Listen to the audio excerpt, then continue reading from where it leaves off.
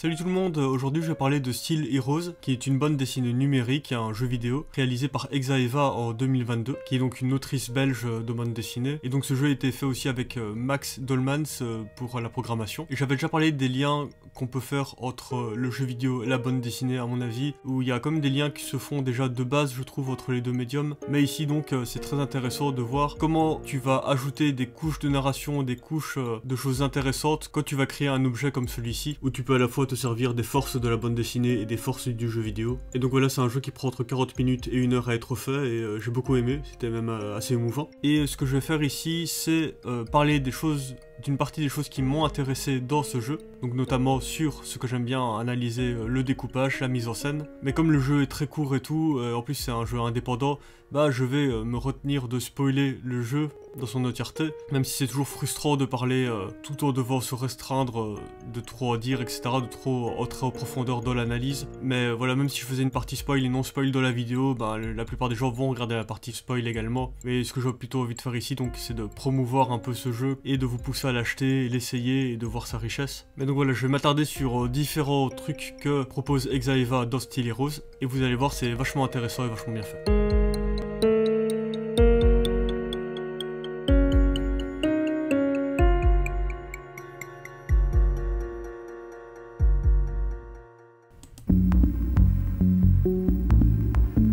Et donc forcément de base il y a déjà des liens qui se font entre tous les différents médiums, et notamment donc on peut retrouver dans le jeu vidéo une idée de mise en scène des bulles, de mise en scène du texte, dans pas mal de jeux, hein, je peux passer au Final Fantasy, à Kingdom Hearts, etc. Et il existe aussi des mises en scène et des types de gameplay centrés sur la lecture et sur des images fixes comme les visual novels par exemple, et donc des genres qui deviennent assez hybrides entre interactivité que propose le jeu vidéo et par exemple de la littérature. Et ici typiquement dès l'ouverture du jeu il est présenté comme une bande dessinée, et ce qui nous pousse déjà donc de base dans une certaine condition d'esprit sur le type d'œuvre, le type de médium que l'on va aborder. Et ce genre de prédisposition mentale, on va dire, est quand même importante, vu que ça va aussi nous mettre des bonnes conditions pour accepter la proposition qu'on va recevoir. Et en l'occurrence ici, beaucoup d'images fixes et de la lecture. Parce que je pense que dans chaque médium, il y a des espèces de contrats tacites, et que s'ils sont pas respectés, on va pouvoir par exemple se sentir arnaqué, etc. Par exemple dans une BD, si tout d'un coup il y a trop de texte, si on nous met par exemple des pages de romans d'un seul coup, comme par exemple peut le faire Alan Moore ou quoi, et ben il y a une espèce de rupture dans ce qu'on s'attend à être une bande dessinée, et que ça peut nous rebuter, et qu'on doit faire un effort pour passer au-dessus et se dire bon, il y a quelque chose peut-être d'intéressant qu'on nous propose derrière, donc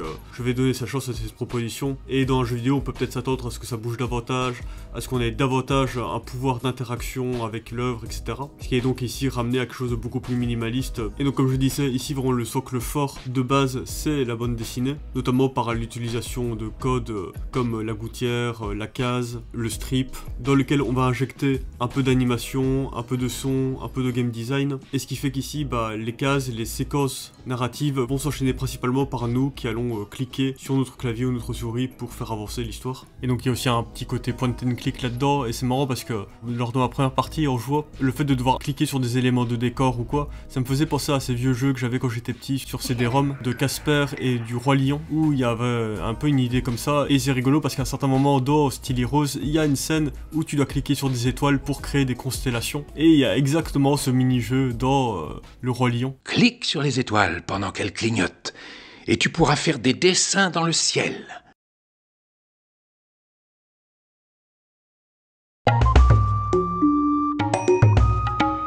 Mais je sais ce que c'est. Et du coup voilà, je sais pas du tout si c'est un clin d'œil ou quoi, parce que ce moment rentre complètement aussi en harmonie, on va dire, avec ce que Exaeva raconte par rapport au pouvoir de l'électricité, de la lumière, d'éclairer les choses et tout. Même si c'est marrant que la coïncidence aille jusque dans la mise en scène de la case qui s'ouvre, des panneaux qui s'ouvrent sur les côtés, etc. dans les deux jeux. Et en plus, le Roi Lion et Casper étaient vendus, marketés comme des livres interactifs. Mais par exemple, dans Steel Heroes, il suffit de cliquer sur un point de l'écran pour faire apparaître entièrement la constellation, contrairement au Roi Lion. Et justement, c'est important de préciser que le but de ce jeu n'est pas de nous faire chercher des astuces, des énigmes ou quoi, comme on peut avoir justement dans les point and click. Dès qu'il faut interagir dans la case en cliquant sur des éléments, c'est extrêmement intuitif, et quand ça ne l'est pas suffisamment, l'autrice, la game designeuse, n'hésite pas à faire briller l'élément sur lequel il faut cliquer pour pas nous faire chercher pendant ne serait-ce que plus de 5 secondes sur ce quoi il faut aller. Donc voilà, le but ici c'est pas du tout de nous challenger, mais c'est de nous raconter une histoire et de nous faire ressentir des émotions à travers ce mélange de comics design et de game design. Mais donc voilà, le récit doit rester constamment fluide, c'est entièrement linéaire, même s'il y a un mini twist par rapport à ça, mais qui reste aussi dans une idée de linéarité. Il n'y a pas de choix multiples, il n'y a pas de trucs comme ça, c'est vraiment comme une bande dessinée, ça t'amène d'un point A à un point Z et basta quoi. Mais même dans ce truc très restreint, il y a quand même une part de liberté, parce que ça j'en ai déjà parlé plusieurs fois dans mes vidéos, mais donc de la bande dessinée déjà de base, il y a différentes couches dans la narration qui se mettent en place, il y a vraiment ce qui se passe dans le récit en soi, et la part de liberté laissée au lecteur dans son appréhension de la bande dessinée du récit, qui fait que dans une BD, il y a à la fois le temps du récit et aussi le temps du lecteur qui lui est beaucoup plus chaotique, non linéaire, qui peut faire des allers-retours entre les pages, entre les cases. Par exemple, on peut aller lire la dernière case d'une page, une double page, avant même d'y arriver dans notre ordre de lecture parce qu'elle va nous accrocher l'œil ou parce qu'on a impatient ou quoi. Et donc il y a vraiment un jeu d'aller-retour et même de comparaison entre les cases qui est faite pour qu'on comprenne la narration au fur et à mesure qu'elle se fait aussi. Et même les auteurs peuvent utiliser ce principe de revenir en arrière dans sa lecture, même plusieurs pages en arrière, pour créer des moments narratifs, créer des propos, etc. Comme je l'ai expliqué dans cette vidéo, avec notamment l'exemple de Dragon Ball. Donc voilà, il y a déjà une part d'interaction qui se fait au sein de la bande dessinée, mais qui reste un objet fixe par rapport à ce qu'on nous propose ici dans Steely Rose, où il y a en plus une surcouche de jeux vidéo qui vient s'ajouter. Donc il y a une troisième couche d'une certaine façon. Et voilà, on va entrer un peu plus en détail là-dedans en observant comment le début de jeu se fait.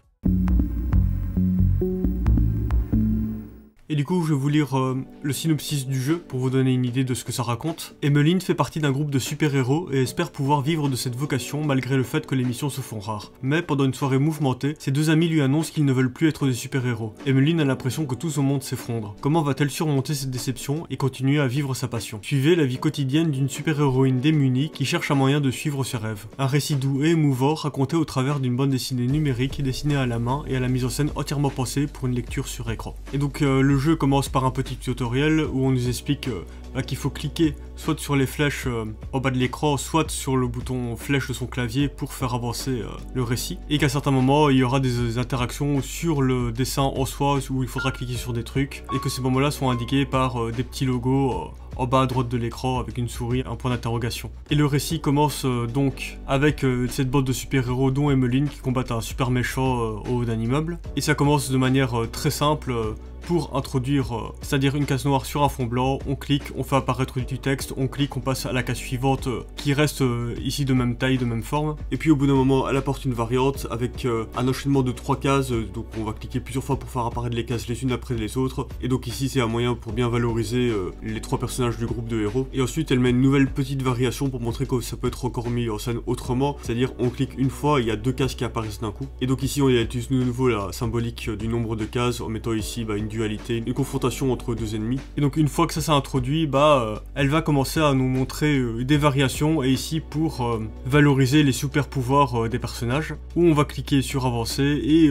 on voit que la case de gauche se modifie pour faire disparaître le personnage de sa super vitesse et qui réapparaît directement sur la case de droite, ce qui donc va appuyer une idée de fixité des autres personnages face au personnage qui a une super vitesse. Et dans cette téléportation d'un personnage sur une autre case, on a un début d'idée de quelqu'un qui va réussir à s'affranchir des limites de la bande dessinée classique. Mais juste après, pour surenchérir sur la pièce super vitesse, elle va nous introduire pour la première fois une animation au sein des cases, avec le super méchant qui tourne la tête. Et donc là, tout d'un coup, face au point du héros qui lui reste fixe, comme dans une bande dessinée classique, et donc là, par rapport à avant, il y a encore une plus grande transgression de rupture de contrat par rapport à ce qu'est une BD normalement, qui encore une fois est mis en corrélation avec l'idée de super pouvoir et donc d'aller à l'encontre des lois naturelles. Et donc quelque chose qui fonctionne bien dans ce moment, à la fois en termes de didactique et de propos soutenus quoi. Et même en termes d'impact que ça a sur nous, le lecteur, parce que ça fait bizarre de voir un personnage tout d'un coup s'animer au sein d'une case quoi. Et donc l'effet un peu spectaculaire joue aussi sur notre conditionnement de lecteur de BD et c'est intéressant. Et du coup un peu après on va nous montrer 4 cases avec le même personnage fixe dedans, ce qui va d'abord nous donner une idée de, comme on est dans un propos de super vitesse,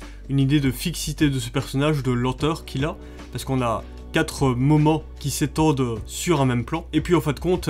Xaeva fait sauter les gouttières de ces 4 cases pour en faire une longue case. Et ensuite on voit le super méchant dire « Ah, un clonage, hein, c'est impressionnant mec ». Et donc c'est un moyen assez malin de d'abord nous faire raccorder le propos de lenteur des héros face aux super méchants, et puis en fin de compte être de nouveau dans une mise en scène de cases évolutives pour mettre en scène un super pouvoir, et donc ici utiliser un des trucs aussi de base de la bande dessinée qui est la juxtaposition de plans les uns à côté des autres pour ici faire que toutes les itérations différentes du personnage soient en fait dans un même plan. Et donc ça c'est un truc qui rejoint aussi une analyse que j'avais fait sur notamment les Schtroumpfs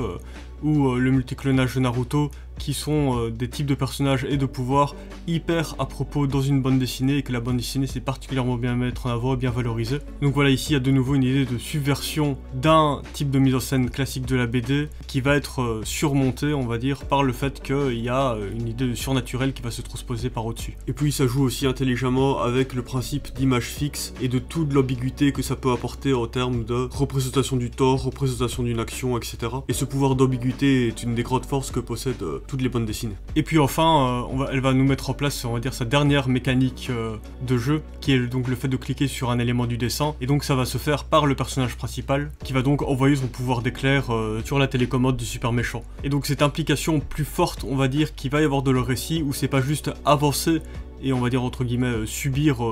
les événements qui se déroulent. Ici au contraire c'est un personnage qui va avoir une action beaucoup plus directe de le récit et qui va même aller jusqu'au point de pouvoir transformer la case, de pouvoir avoir une action sur le monde au sein des cases. Et en plus c'est assez symbolique par rapport à tout le parcours que va suivre ce personnage et de son ressenti d'impuissance à pouvoir agir sur le monde qui l'entoure et de perte de contrôle, etc. Donc voilà, il faut aussi sens à ce niveau-là, qu'elle soit caractérisée à travers une mécanique de pouvoir d'action. Et donc c'est logique que cette mécanique lui soit réservée à elle, vu que c'est à travers elle qu'on va vivre l'histoire. Et donc voilà, c'est une forme de tutoriel léger, entre guillemets, parce que les mécaniques de jeu sont très simples, mais qui est extrêmement bien faite, extrêmement maligne, et qui montre déjà le côté très malin et très multicouche de la mise en scène que va nous proposer Xaeva à travers tout son récit, et qui est hyper satisfaisant parce que, encore une fois, même si l'interaction jeu vidéo est très simple, elle se met en surcouche et elle s'auto-enrichit avec ce que peut proposer la bande dessinée, et que Xaeva a l'air d'avoir une très grande conscience de tous ces éléments, et que plus qu'une BD expérimentale de fusion entre BD et jeux vidéo, ici on a au contraire l'impression tout au long du récit, grâce à tout ce qu'elle va réussir à proposer d'intelligent dans ce mélange de médiums, on a l'impression d'avoir quelque chose déjà de très abouti, très réfléchi, qui est loin de ressembler à un premier jet d'essai, quoi. Et que c'est une très bonne introduction je trouve à ce qu'est la BD interactive, parce qu'encore une fois, la corrélation qui se fait par le pouvoir surnaturel de personnages, c'est vraiment très très cool et ça renforce ce sentiment de BD transformée et que c'est logique au sein de ce récit que ça soit une BD transformée. Sur ce que je disais sur les différentes couches qui se superposent entre bande dessinée et jeux vidéo, et notamment dans ce qui est de la temporalité. Ici par exemple il y a d'abord la case du milieu qui apparaît, puis la case de gauche, et puis la case de droite, et que donc ça va à l'encontre de l'ordre de lecture habituel dans la disposition finale des cases, où on va d'abord lire la case de milieu, puis gauche, puis droite, et donc c'est ça le sens en soi de la narration. Mais comme on est quand même tous dans des habitudes très ancrées en tant que lecteurs et lectrices de BD, et ben le résultat final donne quand même des possibilités d'interprétation différentes, et que même s'il y a un ordre narratif qui a été imposé, on finit quand même en fin de compte avec un strip où on peut interpréter la case de gauche comme se déroulant avant la case du milieu, et que donc là voilà, ça bouleverse rien en termes de sens de mise en scène et tout ça, je trouve, en tout cas, ou alors je le vois pas, mais c'est intéressant de se dire, ah tiens, il y a cette porte qui s'ouvre dans ce qu'on peut potentiellement faire en termes d'ambiguïté narrative, d'ambiguïté de temps, grâce à cette apparition successive des cases. Ou alors le sens de cette mise en scène ambiguë des cases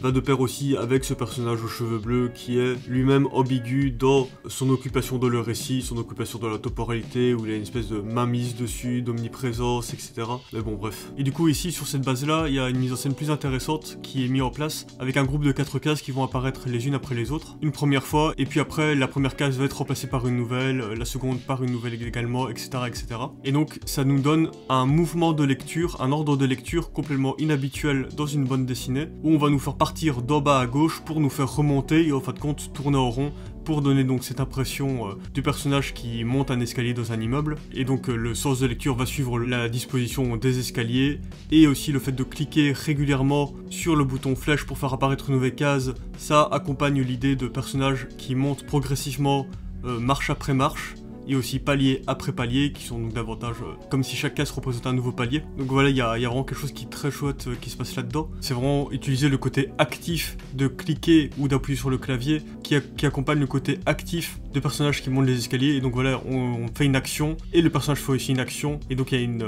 un sentiment de corrélation qui se fait, de synesthésie qui fonctionne bien. Et aussi donc notamment via cette idée de cases qui vont se superposer aux anciennes cases. Et donc qui va aussi renforcer l'idée de répétition d'un même geste, d'un même moment et tout quoi. Voilà, on va me dire que dans un jeu vidéo il n'y a rien de plus banal, on appuie sur le joystick avant, le personnage marche vers l'avant. Mais ici, comme il y a aussi une idée de rythme des cases et donc de code de la BD sur lequel on a tout d'un coup un contrôle, ben le sentiment est quand même différent je trouve. Avec en plus le fait que ça nous propose un type de mise en page qu'on n'a pas l'habitude de voir et donc ça participe aussi à cette idée de fascination. Et un truc intéressant dedans, c'est donc aussi cette idée de nous faire des trajets de lecture qui sont inhabituels dans une bande dessinée, avec en l'occurrence ici le fait de nous faire tourner au rond, de nous faire monter dans notre lecture, ce qui dans une BD classique est plus compliqué parce que la structure même des pages et de l'agencement des cases et tout va moins naturellement vers l'idée par exemple de nous faire remonter. Il y a moins d'occasions que celle de nous faire descendre dans notre lecture par exemple. Ça c'est un truc dont j'avais parlé dans ma vidéo sur la mise en scène de la magie dans Berserk. Et donc on voit qu'ici la BD interactive offre d'autres types d'opportunités à ce niveau là aussi. On peut imaginer une lecture qui va constamment en montant et donc ça c'est un truc intéressant. Et un autre type d'interaction dont j'ai pas encore parlé que propose Xaeva à différents moments lorsqu'il y a un nouveau jour qui se met en place, un nouveau chapitre, et ben on va nous inciter à taper sur notre clavier pour faire apparaître le texte, le titre, et donc peu importe ce qu'on tape sur le clavier, on appuie sur toutes les touches, on fait apparaître le titre et donc il y a une espèce d'idée de participation comme ça, on faisant un truc interactif, donc on reste actif dans notre lecture on va dire. Et donc ça je trouve ça intéressant parce qu'au tout début, avant que le jeu ne commence,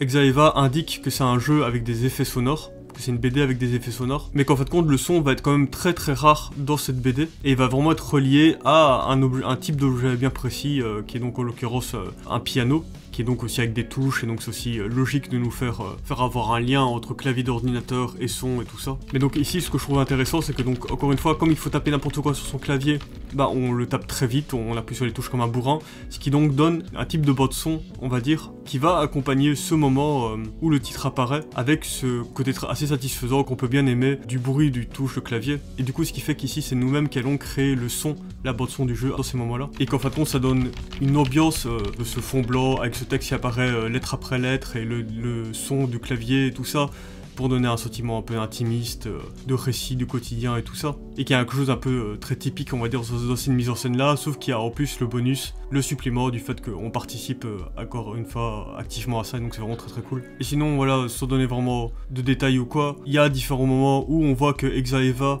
utilise de manière active, de manière très conscientisée, des éléments de structure de la bande dessinée, de structure extra-dégétique, qui sont donc notamment les gouttières, pour par exemple isoler un personnage au sein d'une composition, et donc comme il y a ce code là qui est mis dans la bande dessinée, bah on peut aussi l'utiliser de manière diégétique, c'est-à-dire avec d'autres éléments verticaux pour l'évoquer au sein du décor, etc. Et cette tendance de trop sur-conscientiser et donc sur-signifier des codes de la BD, ça peut aussi être un travers je trouve, ou ça peut être un peu lourdingue. Et donc c'est quelque chose qu'il faut doser, ou en tout cas bien justifier si jamais on le fait je trouve. Et par exemple il y a cette scène de bus qui je trouve est très cool en termes de mise en scène, parce qu'à la fois le mouvement travelling de la gouttière accompagne le mouvement du bus qui passe, et donc indique aussi grâce à la connaissance des codes qu'on a de la BD qu'on passe à une nouvelle case, donc on passe à une nouvelle scène, donc on va plus loin de le récit, en l'occurrence à un nouvel arrêt de bus. Et comme je disais, comme la gouttière blanche accompagne le mouvement du bus, bah ça ressemble aussi à un élément qui pourrait être en avant-plan, donc par exemple un réverbère qui passe devant le bus, et comme aussi dans le bus en soi il y a beaucoup d'éléments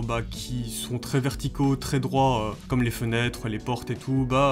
on projette directement dans cette gouttière blanche, dans ce code graphique de structure de BD, on y projette très très facilement je trouve une idée de quelque chose qui fait aussi partie du décor en soi, et donc il y a encore une fois quelque chose de différentes couches de signification qui se superposent, qui donne donc un sentiment de richesse à ce que nous propose ici. Mais donc voilà, je vais m'arrêter là au niveau des exemples précis et on va se diriger tout doucement vers la conclusion. Mais donc de manière un peu plus généraliste, je trouve ça très intéressant les différentes manières qu'on peut nous proposer de rythmer les cases, donc dans cette idée d'apparition progressive, où parfois il va y avoir une idée de nous qui contrôlons vraiment case après case, parfois on va tout d'un coup nous mettre 3 cases qui vont popper les unes à côté des autres sans qu'on ait de pouvoir dessus. Et donc aussi instaurer des idées d'animation, de travelling, de fondu, de machin, de trucs. Et donc voilà, toutes ces gestions différentes de comment enchaîner ces cases, je trouve ça vraiment intéressant. Et notamment parce que Xaeva nous met, comme je disais, des moments où on est dans le contrôle et des moments où au contraste, elle nous enlève ce contrôle-là pour mettre une signification différente dans sa scène. Donc il y a vraiment aussi une idée de rythme qui se dégage de tout ça, entre moments de contrôle, moments de perte de contrôle, et aussi de comment ça va rythmer d'autres lectures. Et vu que dans une BD comme ça, on peut faire apparaître les cases à certains moments à des rythmes précis, on peut y instaurer des rythmes d'apparition lente, des rythmes d'apparition rapide, des moments où ça va se mettre sur un tempo précis, s'harmoniser sur une bande son pour aussi porter un propos précis. Donc il y a plein de trucs comme ça hyper intéressants. Et j'aime beaucoup comment ça remet en partie en perspective notre rôle de lecteur, en nous incitant à être donc toujours dans ce jeu de comparaison, qui est donc une des mécaniques principales de création de sens dans la BD à mon avis. Mais là, en nous créant des types de vis-à-vis, des types d'allers-retours qui vont appuyer, nous obliger à conscientiser qu'on est occupé de faire des allers-retours entre des cases, alors que dans la lecture d'une BD classique, ça se fait peut-être à un niveau aussi plus inconscient, avec des petits coups d'œil rapides sur la case d'avant ou des trucs comme ça. Tandis qu'ici, par exemple, quand elle nous fait cliquer sur la case de gauche, puis de droite, puis de gauche, puis de droite, et ce de manière répétée, forcément ça vient aussi nous conscientiser des mécaniques qu'on a en partie dans la BD classique, et aussi créer des nouveaux types de liens entre des cases, quoi. Et donc de comment cette surcouche de jeux vidéo sur la bande dessinée vient aussi nous interroger sur ce qu'on fait en soi dans les bandes dessinées classiques. Et un truc que je trouve aussi intéressant dans la gestion de l'espace, c'est que dans une BD, on est constamment occupé d'avancer dans l'espace, c'est-à-dire au sein de la page, on la traverse et puis on tourne la page, etc. Et on traverse le livre de page en page. Tandis qu'ici, on est face à un écran fixe qui a même pas une idée de simulation, on va dire, de passer à un nouvel espace de la même manière qu'on passe à une nouvelle page, en faisant par exemple balayer vraiment tout l'espace de l'écran dans un travelling par exemple. Ici on reste vraiment dans une idée, j'ai l'impression, on a un espace complètement fixe qui est quand même remis à plat d'une certaine manière lors de passage de nouveaux chapitres avec la page de chargement et tout, mais on reste quand même dans cette idée, on va dire, d'une toile sur laquelle va s'intégrer, se superposer, s'échanger de nouveaux éléments constamment. Et ça, il faudrait plus d'exemples de ce type de jeu, mais ça implique aussi des choses, je crois, dans notre ressenti, notre appréhension de ce qu'on est occupé de vivre, je crois. Et par exemple aussi, c'est intéressant de s'interroger en termes d'économie, on va dire, de sa narration, de ce qu'on peut se permettre dans ce type d'objet par rapport à une BD classique ou même par rapport à un webtoon. Par exemple, dans un film, le film doit faire un certain temps, même par exemple pour être mis dans un cinéma, ne pas prendre trop de temps sur le planning, etc. Il y a des codes à respecter, ou même pour pas faire, par exemple, fuir le spectateur ou quoi. Mais dans une BD, c'est une idée plus d'espace de narration qu'on va avoir le droit d'occuper pour proposer une BD, ne serait-ce que par exemple proposer une BD de 1000 pages, ça va être compliqué pour l'imprimer en tant qu'objet tel quel, quoi. Et puis après, des soucis de stock, des soucis de transport, des soucis de mise en place chez les librairies et tout ça. Donc il y a plein d'enjeux qui se mettent comme ça, qui fait qu'on doit quand même respecter un certain nombre de pages, même si on décide tout seul qu'on est en indépendant, quoi. Et ce qui fait qu'il y a des trucs de mise en scène qu'on peut moins se permettre dans une BD, parce que ça va occuper beaucoup d'espace. Et typiquement ici, quand Xaeva nous propose des groupements de cases qui se répètent beaucoup, avec à chaque fois des petites variations, où c'est intéressant parce qu'on va pouvoir à chaque fois observer les différentes justement variations qu'il va y avoir des jeux de différence, où on peut par exemple revenir en arrière dans sa lecture avec les flèches pour recomparer par rapport à avant, etc. Donc il y a un côté aussi où on a une mainmise sur le temps de la narration. Donc voilà, ce que je voulais dire, c'est que on peut se permettre ici ce type de mise en scène de groupements de cases qui ont des petites variations et qui se répètent beaucoup de fois, parce qu'on est face à un objet comme ça. Mais dans une bande dessinée papier, ce type de mise en scène, on sait que ça a un coût en termes de place que ça va prendre, et que c'est un truc qu'on va devoir prendre en compte, quoi. Et donc même en termes de quelque chose de beaucoup plus de l'ordre du matériel, il y a aussi des opportunités différentes qui peuvent se mettre en place et que peuvent saisir les auteurs, les autrices selon s'ils font une BD numérique, une BD interactive ou une BD papier. Et qu'on peut aussi se poser la question, je sais pas si elle est très intéressante, en fin de compte, qu'est-ce que c'est? Est-ce que c'est d'abord une BD? Est-ce que c'est d'abord un jeu vidéo? Les médiums sont poreux, c'est pas des formes pures à part entière comme le présenterait un Scott McCloud. Et dans cet enjeu de pureté, de nommé et de classification, il y avait, il y a une dizaine d'années maintenant, je crois, Balak et Boulet, deux auteurs de BD français, qui se revendiquaient, on va dire, de la paternité d'avoir inventé un nouveau médium qui est justement de la BD interactive, qu'ils avaient appelé le turbo-média, à la fois à mon avis dans une idée d'ironie et